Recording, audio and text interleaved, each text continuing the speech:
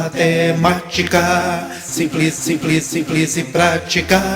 Olá, seja muito bem-vindo, seja muito bem-vinda a essa videoaula. Nela eu trago para você a correção de mais uma questão que caiu aí na prova do ITA, Instituto de Tecnologia da Aeronáutica. A questão de número 8, uma questão super interessante, vale muito a pena você assistir. Tema geometria plana, quadrilátero inscrito no círculo e a gente vai procurar a medida do raio desse círculo. A questão propõe o seguinte: seja Q um quadrilátero de vértices A, B, C e D, cujos lados satisfazem a medida do segmento de reta AB ser igual a 5, que é igual à medida dos segmentos de reta CD, e a medida do segmento de reta BC igual a 3 e a medida do segmento de reta DA igual a 8. Sabendo que Q é inscrito em uma circunferência de raio R, determine R. Veja que questão legal. É muito legal, é muito legal. É muito legal, né? Olha, a gente vai primeiro construir o desenho para facilitar a visualização e assim o entendimento da questão. Seja que um quadrilátero possui 4 lados, o polígono 1, 2, 3, 4, cujos vértices são A, B, C, D, está posto. Cujos lados satisfazem a medida do segmento de reta AB é 5, 5 aqui. A medida do segmento de reta BC é 3, está aqui. A medida do segmento de reta DA é 8, então está aqui.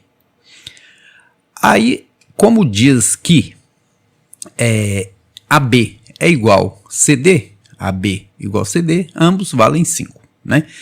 Agora é o seguinte, sabendo que Q é inscrito em uma circunferência de raio R, está inscrito em uma circunferência verdinha de esperança e o raio R não foi definido, é o que a gente está procurando.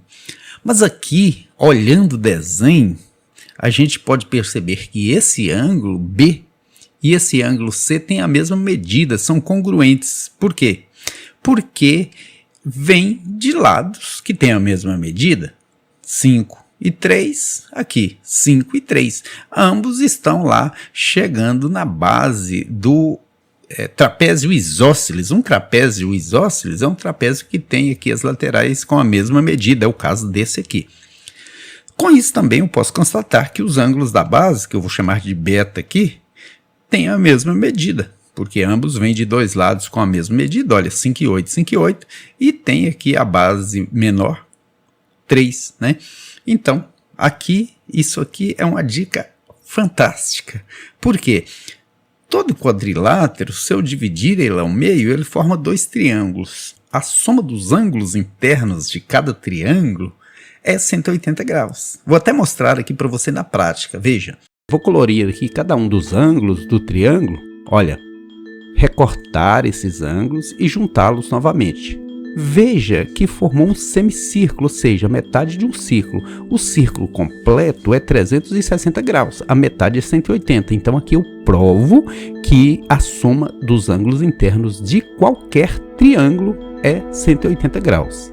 Então, se cada triângulo desse tem 180 graus, o quadrilátero inteiro tem 360. Então, eu posso dizer que 2 alfas mais 2 betas é 360.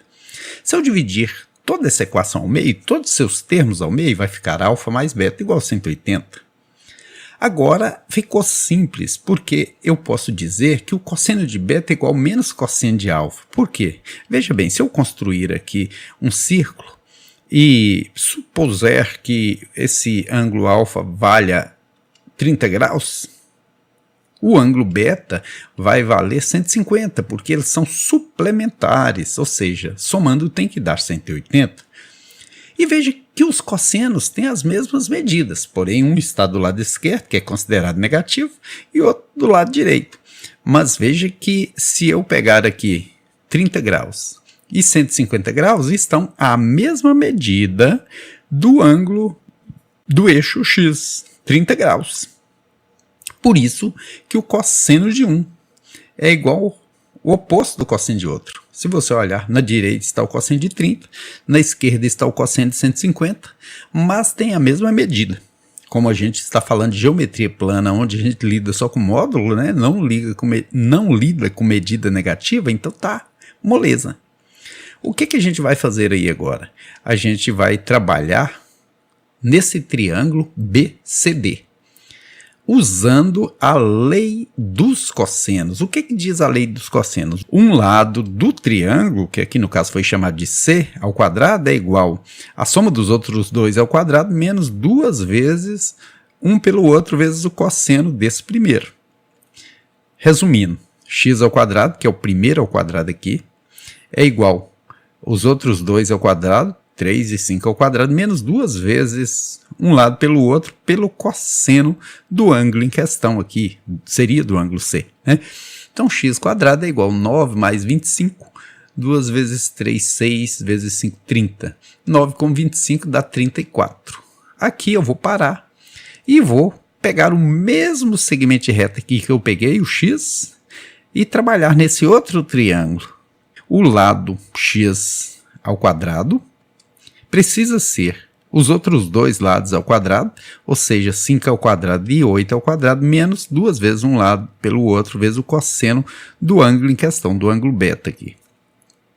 25 mais 64, 2 vezes 5, 10, vezes 8, 80, cosseno de beta. Aqui, x quadrado é igual a 64 com 25, 89. E veja que interessante. X quadrado aqui, x quadrado aqui. O que é que eu faço? Eu pego e igualo, né?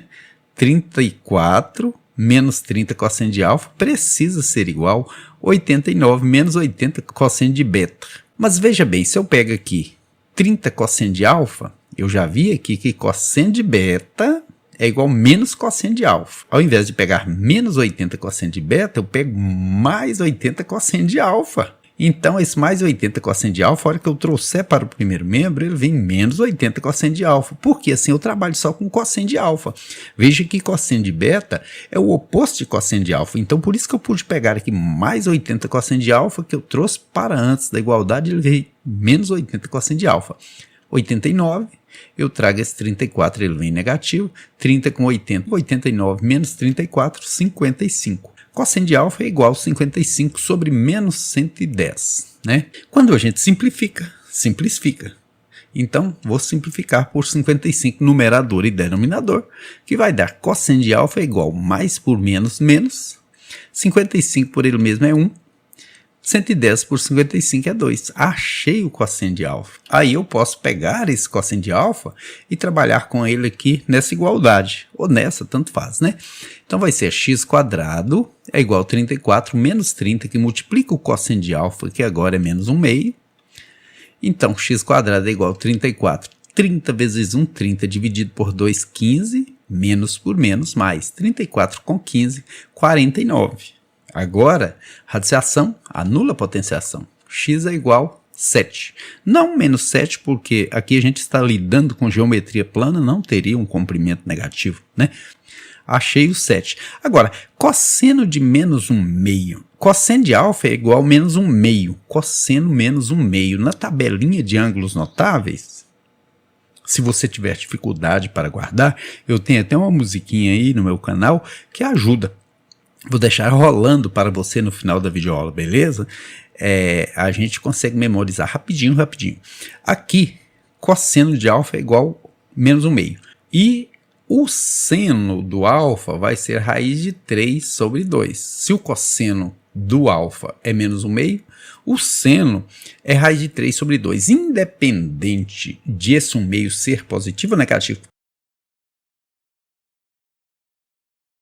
Porque, por exemplo, se esse 1 meio for positivo, ele é o cosseno de 60, que está do lado direito.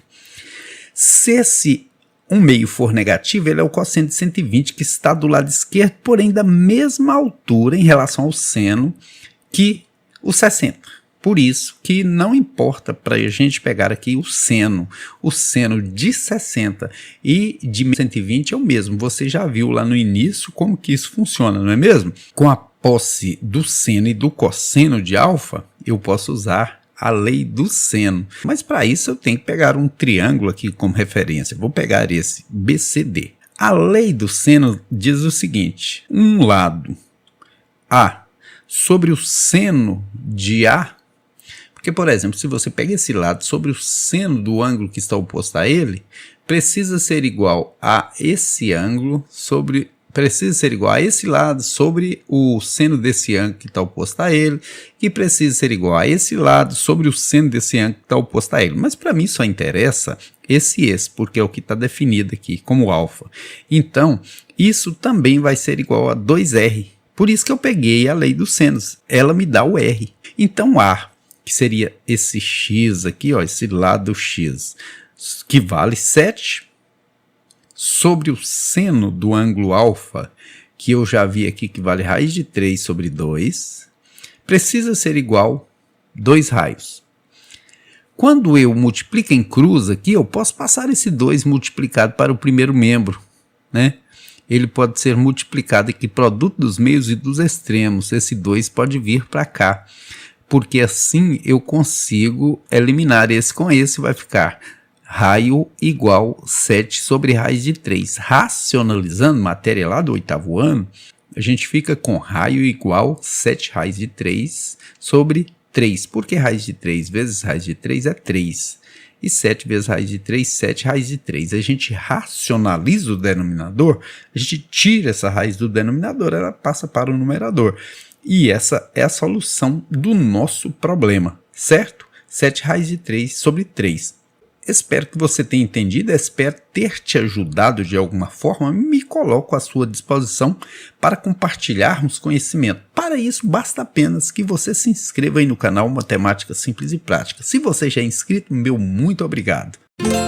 Venham todos aprender de um ângulo diferente, o seno e o cosseno e também a tangente. E os ângulos notáveis vamos memorizar. De uma forma prática você vai precisar.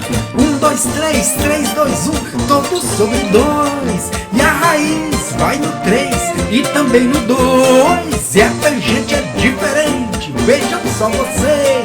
Raiz de 3 sobre 3 e raiz de 3.